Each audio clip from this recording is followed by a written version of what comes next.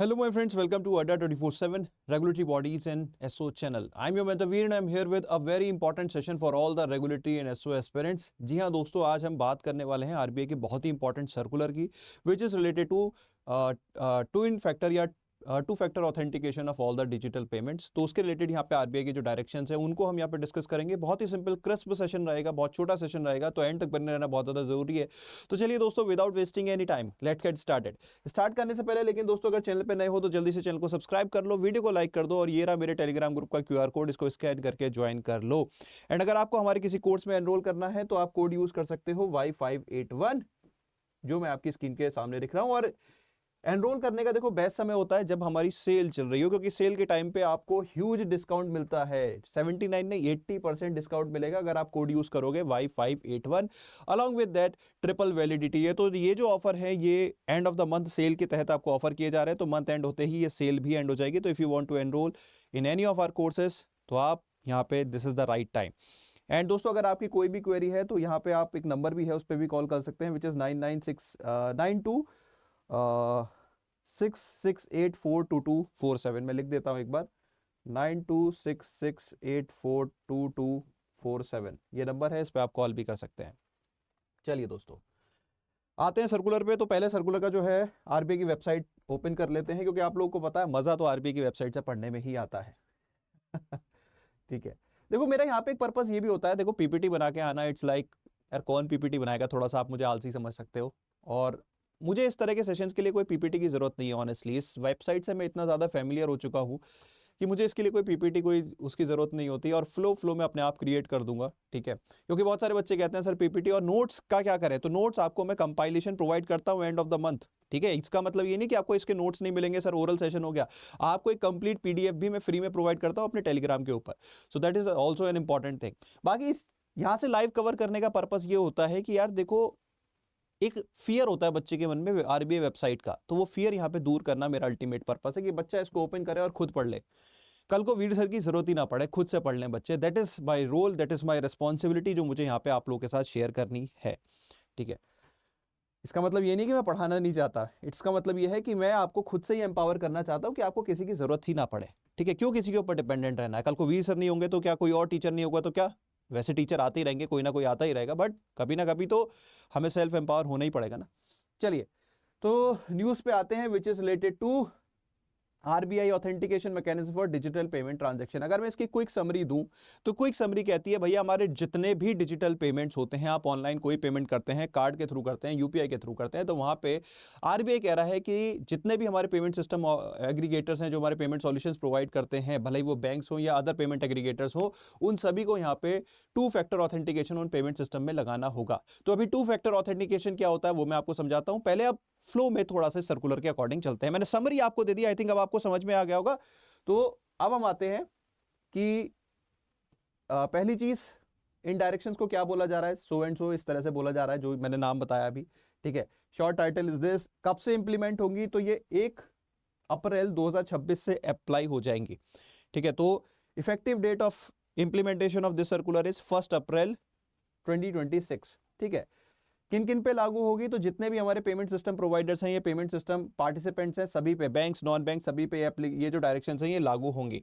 ठीक है, जितने भी हमारे डोमेस्टिक डिजिटल पेमेंट ट्रांजैक्शंस हैं, अदरवाइज स्पेसिफिकली एग्जेम्प्टेड, तो यहाँ पे कुछ पेमेंट्स ऐसे हैं जो एग्जेम्प्टेड हैं जिनमें ये टू फैक्टर ऑथेंटिकेशन नहीं लगेगा, वो भी मैं अभी आपको दिखा दूंगा वो कौन से हैं, वहां से भी एक क्वेश्चन बन सकता है।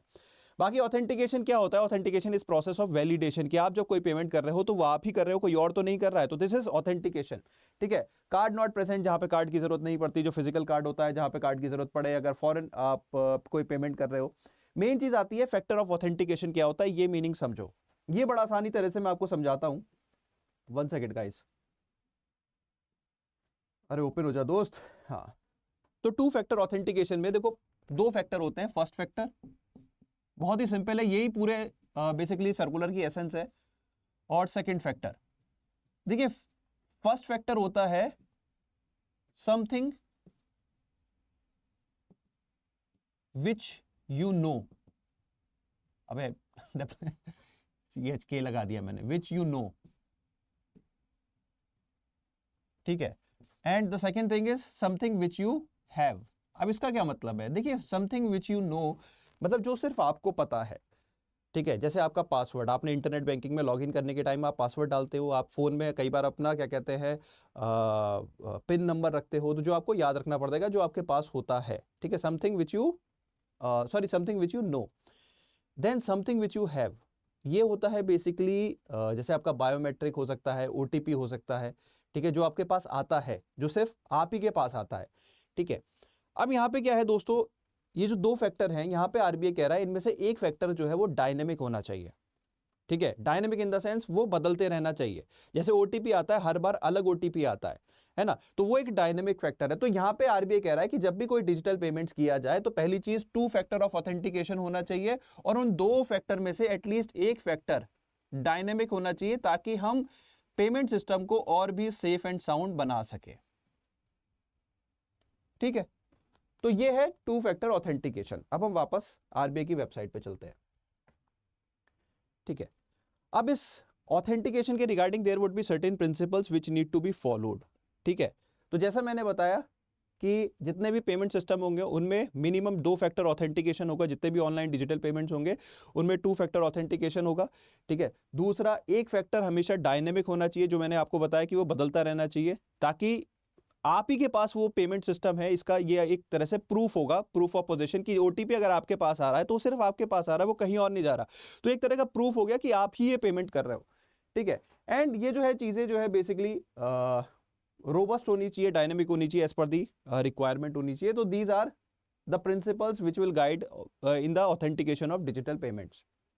दूसरा, ये सर्कुलर बात कर रहा है इंटरऑपरेबिलिटी पे, विच इज बेसिकली कि अगर सपोज किसी ने कोई जैसे हम बात करते हैं टोकनाइजेशन का या सिक्योरिटाइजेशन कोई फीचर डेवलप किया है, टोकनाइजेशन कोई फीचर डेवलप किया है। टोकनाइजेशन क्या होता है, जिसमें आपकी क्रूशियल इंफॉर्मेशन को हाइड करके एक टोकन जनरेट कर दिया जाता है, जिसके पीछे वो जो टोकन है बस उसी का यूज किया जाता है, ठीक है, जस्ट टू मेक पेमेंट्स।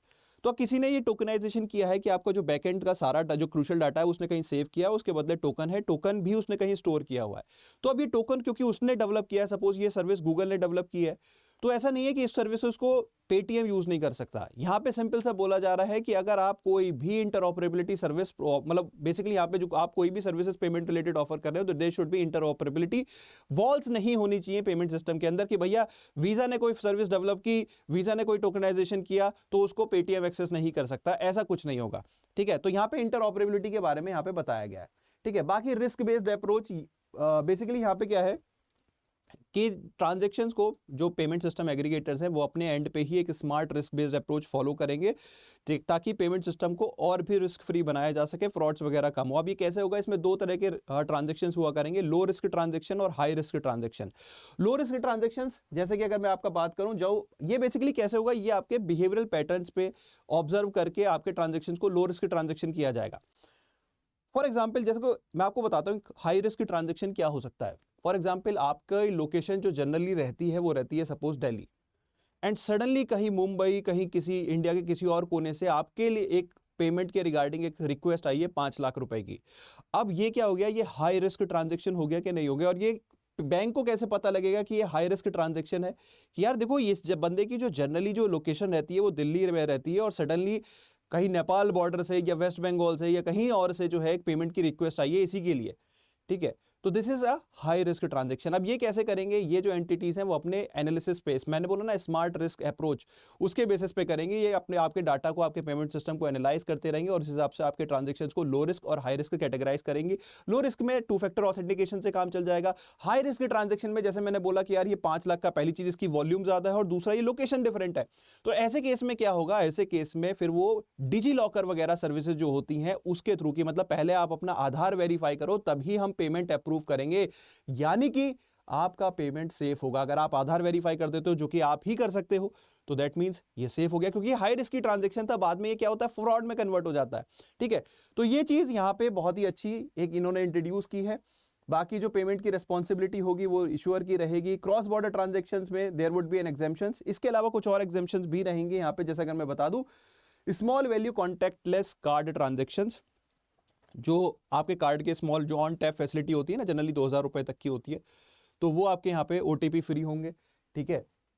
ये रिकरिंग ट्रांजैक्शन जो बार बार आपके, जैसे जिनके लिए आपने ई मैंडेट जनरेट किया या ऑटो पे है, उनके लिए आपको ओटीपी की जरूरत नहीं पड़ेगी, ठीक है। पीपीआई सर्टेन टाइप के कोई आप गिफ्ट कर रहे हो पीपीआई, उसके लिए ओटीपी की जरूरत नहीं है। FASTag NETC national electronic toll collection, FASTag के पेमेंट के लिए कोई ओटीपी मतलब टू फैक्टर ऑथेंटिकेशन की जरूरत नहीं है, मैं ओटीपी बोल रहा हूँ, ठीक है। Small value digital payments in offline mode, यानी कि यूपीआई लाइट का जो पेमेंट है उसके लिए आपको इसकी जरूरत नहीं है, ठीक है, या ऑफलाइन पेमेंट्स के मोड पे अगर हम बात करें। And travel booking involving global distribution system IATA through commercial and corporate cards, उसके लिए भी आपके लिए ये ट्विन फैक्टर ऑथेंटिकेशन की जरूरत नहीं है। तो सिंपली ये आपके जो जितने भी डिजिटल पेमेंट्स होंगे उनके में अब से नहीं मतलब नेक्स्ट ईयर 1 अप्रैल से हर डिजिटल पेमेंट में जो है एक ट्विन फैक्टर ऑथेंटिकेशन रहेगा, एक्सेप्ट अ फ्यू पेमेंट जिनके बारे में हमने बात की। एक प्रॉपर रिस्क असेसमेंट, एक प्रॉपर रिस्क अप्रोच यहाँ रहेगी, रिस्क मैनेजमेंट अप्रोच यहाँ पे रहेगी, जो मैंने आपको बताया low risk high risk and risk, मतलब बेसिकली यहाँ पे रिस्कों को कवर करने की कोशिश की जाएगी, कैसे जो डिजिटल पेमेंट्स में जो फ्रॉड्स वगैरह बढ़ते हैं उनको कैसे मैनेज किया जा सकता है, तो वो सारे एस्पेक्ट्स यहाँ पे हैं। तो आई होप ये जो सर्कुलर है आपको समझ में आया हो। इसी के साथ सेशन कर रहा हूँ wrap up. Thank you so much, bye bye, take care, have fun.